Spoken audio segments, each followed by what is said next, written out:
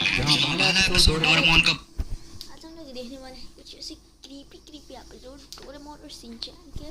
तो let's see. और this was made by what the fuck right?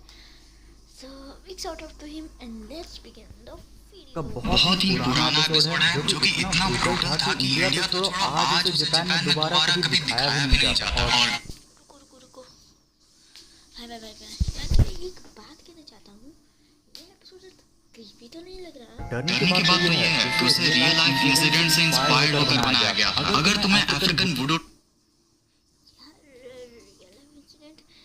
भाई थोड़ा सा ऐसे कमी करना ऐसे कोर्स डॉल्स के बारे में जरा भी पता है तो तुम्हें डोरेमोन का ये एपिसोड बहुत ही ज्यादा क्रीपी लगने वाला है। वहीं सेकंड और थर्ड एपिसोड शिनचैन का है। भाई सेकंड एपिसोड में शिनचैन के कैसे गुड्डे के बारे में बात किया गया है जो कि बच्चों को तो छोड़ो बल्कि प्रिंसिपल सर की भी पैंट गिली कर दिया था। वहीं थर्ड एपिसोड शिनचैन का एकदम फ्रेश एपिसोड है जो कि अभी इंडिया में कभी दिखाया भी नहीं गया है, लेकिन जापान के बच्चों को काफी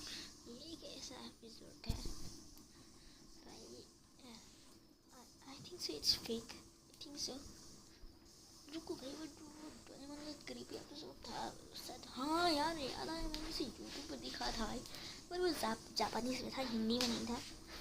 काफी ज्यादा डरा चुका है। सोच एक ऐसा रोल जो कि तुम्हारा फ्यूचर बता सकता है और जब वही बताए कि तुम्हारा फेवरेट कैरेक्टर एक बड़ी सी ट्रक के नीचे आने वाला है तो क्या होगा। भाई इस एपिसोड में तो लिटरली क्रिएटर्स ने थ्योरीज को सच कर दिया था। यार इंट्रो से ही तुम्हें पता चल गया होगा कि आज की वीडियो कितनी ज्यादा तगड़ी होने वाली है, तो आराम से चिल करके बैठ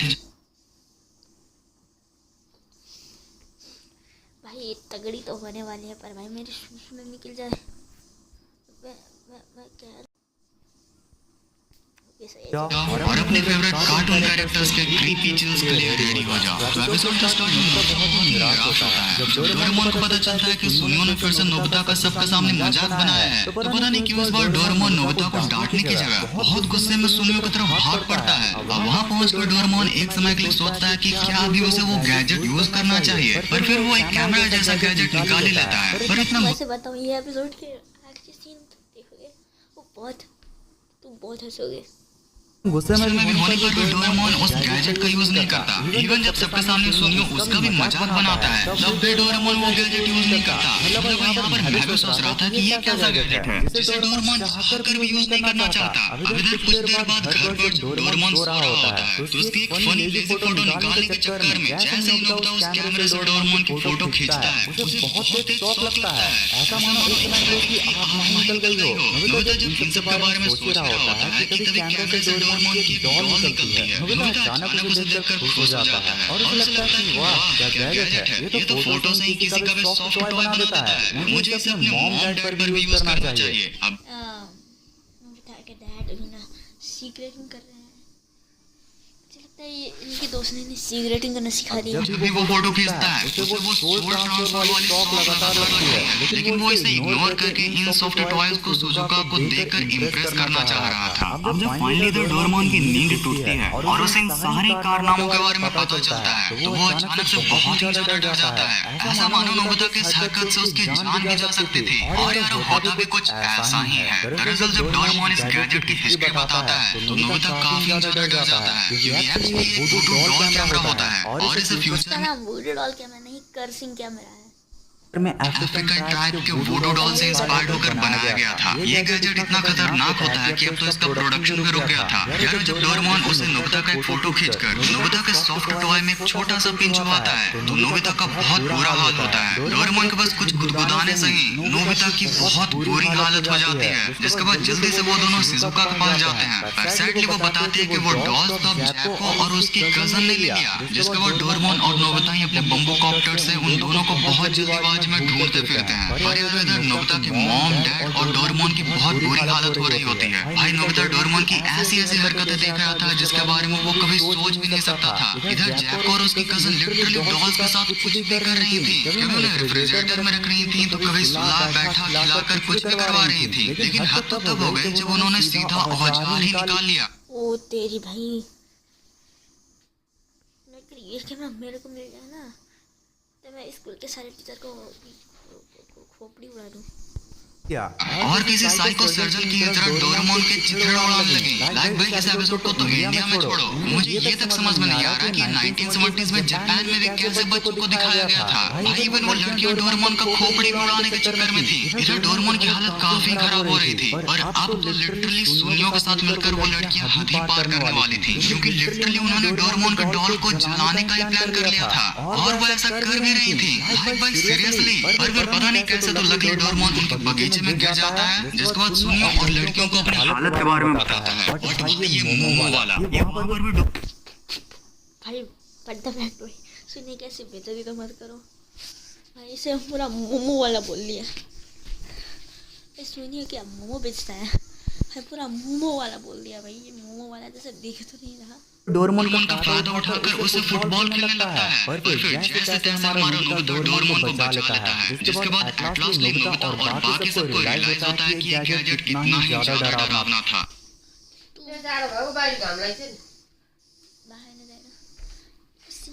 इस वाला क्या करता है जो सुनियो की डॉल है एक पानी उसके पेंट में डाले थे, उसके बाद तो भाई नाचता फिरता उसके पेड़ से पानी निकलती भाई, वो कितना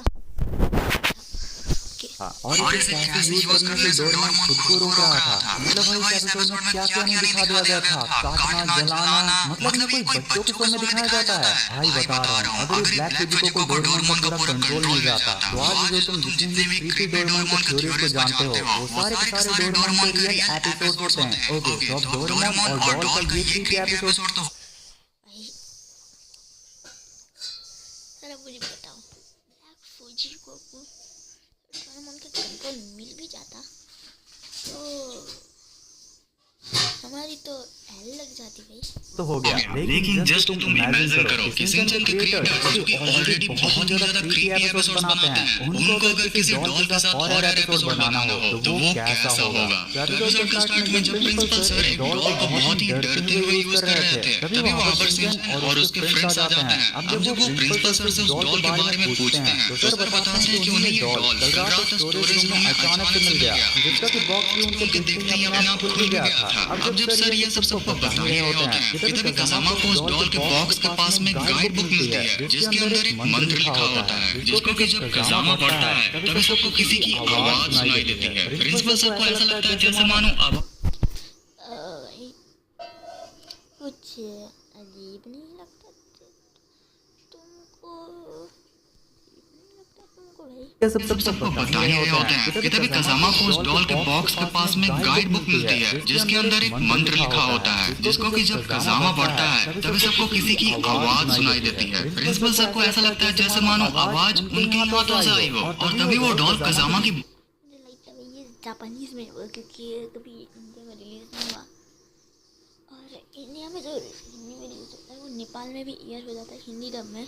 तो मैं भी डोरेमोन देखता हूँ वैसे बुराई करने लगता है, पर सभी को ये लग रहा होता है कि प्रिंसिपल सर डॉल से करवा रहे होते हैं। अब जब कसामा को डिफेंड करने के लिए नैनी बोलती है तो वो डॉल नैनी की भी बुराई करने लग जाता है, जिससे कि हमारे हॉन्टेड हीरो प्रिंसिपल सर भी काफी ज्यादा डर जाते हैं। वहीं साथ ये haunted principal sir haunted hero नहीं नाम वो हीरो है, ज़्यादा हो गया। चलो सारे बच्चे प्रिंसिपल सर से अब नाराज होकर वहाँ से चले जाते हैं। इधर प्रिंसिपल सर को कुछ भी समझ में नहीं आ रहा होता है और जब वो उस डॉल को लेकर आईने की तरफ बैठे होते हैं कि तभी अचानक से डॉल की आंखें प्रिंसिपल सर की तरफ मुड़ जाती हैं। सर को ये देखकर बहुत ही अजीब लगता है। प्रिंसिपल सर काफी ज्यादा डर जाते हैं, पर अनफॉर्चुनेटली उनको अगले ही दिन सभी बच्चों के लिए उस डॉल से ही परफॉर्मेंस करना होता है, जिसके लिए हमें दिखाया जाता है कि बैक स्टेज प्रिंसिपल सर काफी डरे हुए होते हैं। भाई उनको तो अपने हाथों की भी काफी फिक्र होती है और जब वो स्टेज पर जाते हैं तो डॉल ये तुम बच्चों को एंटरटेन करो, तुमसे मैं बाद में बात करूंगा। ये सब देखकर प्रिंसिपल सर के हाथ पैर कांप रहे होते हैं, पर फिर भी बच्चों के लिए वो स्टेज पर परफॉर्मेंस कंटिन्यू करते हैं, जिसके बाद उनका स्टेज शो काफी अच्छा जाता है, जिसे कि बच्चे काफी एंजॉय भी करते हैं। लेकिन शो के खत्म होने के बाद वो डॉल सर से कहता है कि तुम्हारे स्कूल में काफी अच्छे और प्यारे बच्चे हैं और मैं ऐसे स्कूल के बच्चों को परेशान नहीं करता, इसलिए मैं अभी के लिए कहीं और जा रहा हूँ। जिसके बाद वो अपने बॉक्स में जाकर कहीं गायब हो जाता है। यार इस पूरे एपिसोड में प्रिंसिपल सर तक के पसीने छोड़ रहे थे और फिर से लास्ट में सिंचन के क्रिएटर्स ने कोई एक्सप्लेनेशन भी नहीं दिया। भाई लिटरली सिंचन के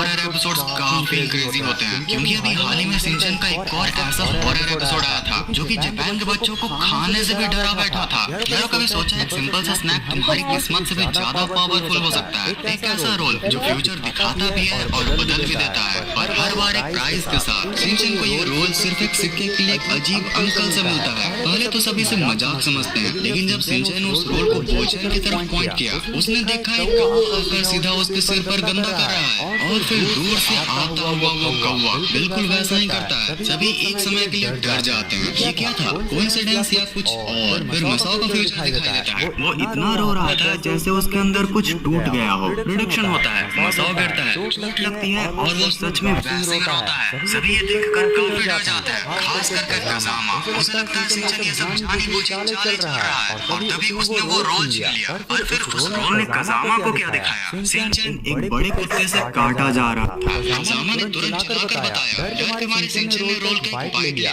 और तभी बड़ा सा कुत्ता दौड़ते तरफ उसके पास आया, मानो जैसे वक्त रुक गया हो। सबको लगा अब तो फ्यूचर कंफर्म हो गई है, लेकिन किसी अजनबी ने उस कुत्ते को रोक लिया। फ्यूचर बदल गया था। सभी को पता चल गया ये कोई नॉर्मल रोल नहीं था, ये रोल तुम्हारे फ्यूचर के साथ ऐसा रोल मिल गया ना मुझे तो मैं दूसरों का फ्यूचर देख लेता खेलता है। इसके बाद जब शिनचैन का एक और फ्यूचर देखा गया, वो नैनी के साथ घर खेल रहा था, लेकिन ये कोई क्यूट मोमेंट नहीं था। वो फ्यूचर इतना रियल, इतना अनकंफर्टेबल था। उसके बारे में जानकारी सबके चेहरे से मुस्कान गायब हो गई। ये सिर्फ खेल नहीं था, ये थी वार्निंग। और इसलिए झटपट रोल की बाइट ले ली गई। और जब नैनी वहाँ पर आई उन्हें इनवाइट करने के लिए, तभी अचानक से वहाँ पर उसकी मॉम आकर उसे घर ले जाती है। सभी खुश हो जाते हैं। और जब इस बार शिनचैन ने कज़ामा का फ्यूचर देखा, उसने देखा वो कज़ामा को खुश कर रहा था। जिसके बाद हमारे शिनचैन का चेहरा ही लाल हो गया, लेकिन कज़ामा ने शिनचैन को अरे भाई कज़ामा को किस करने से क्या होता है, तो स्माइल ने अपना डर देख लिया। उसने तुरंत रोल छीना, और जो कज़ामा ने देखा वो उसका अब तक का सबसे बुरा नाइटमेयर था। उसने देखा कि वो शिनचैन को धक्का दे रहा है, और शिनचैन ट्रक के सामने गिर जाता है। अरे भाई ऐसा सच माना तो मेरे राम राम शक्ति ये देखकर तो कज़ामा के हाथ पैर कांपने लगे, उसका गला सूख रहा था, वो रोल को काटने लगा, जैसे हर एक बाइट एक कर्स को तोड़ रही थी। अब शिनचैन ने जल्दीबाजी में उस रोल को खाने लगा, और इसी चक्कर में दोनों का हो गया केस, जिसके चक्कर में कज़ामा ने सच में उसे धक्का दे दिया, जिसके बाद शिनचैन रोड के बीच में गिर गया। दूर से ट्रक उसकी तरफ आता हुआ, कज़ामा चिल्लाया, आंखें बंद की, और टॉय ट्रक शिनचैन से टकरा गया। ट्रक निकला सब होता तो भाई खत्म सब खत्म। सब कुछ फिर से बदल गया था, पर कब तक? ये रोल हर फ्यूचर का एक नया फेस दिखाता है। ये time altering soul seeking cursed future था, जिसे जापान की गलियों में कभी कभी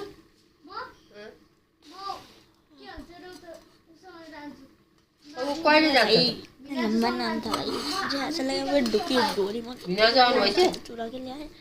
और शिनचैन को कभी कोई अंकल बच्चों को ऐसे ही ले दिया करते थे। यार ऐसे फ्रेंड्स एपिसोड्स ढूंढना बहुत ही ज्यादा मुश्किल होता है। तो अगर तुम्हें ये वीडियो जरा सा भी पसंद आई हो तो इस वीडियो को लाइक जरूर कर देना, चैनल को सब्सक्राइब करके तुम इन दो हॉरर वीडियोस को भी जरूर से देख सकते हो। ये भी काफी क्रीपी है। हंसते खेलते बोलते पढ़ते लाइफ को एंजॉय करते रहो, और इस वीडियो को पूरा यहाँ तक एंड तक देखने के लिए दिल से thanks for watching this entire video. तो फिर मैंने जो कहा मेरे चैनल को कर देना, बाय बाय।